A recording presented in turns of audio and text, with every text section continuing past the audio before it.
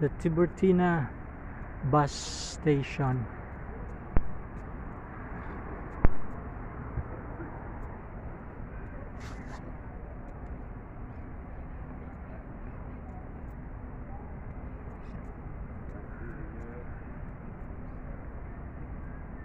Yan yung bus station kung saan mga buses national, buong Italy or European cities pwede dyan.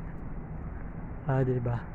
And much cheaper ang pamasahe.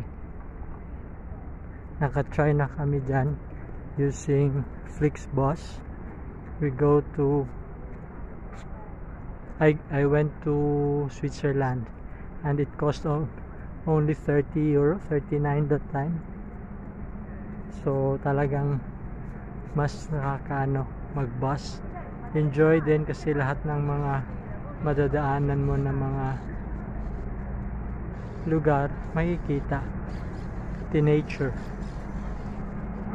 Medyo hindi yung comfort hindi masyado dahil syempre nakaupo lang, pero mayroon namang CR, maliit na CR ang yan. Oh, by the way, yan yung bus na na-try ko. I'm not promoting this is not a promotional video, pero just sharing my travel experience. Galing dito sa bus station ito ng Rome City, near the Tiburtina train station.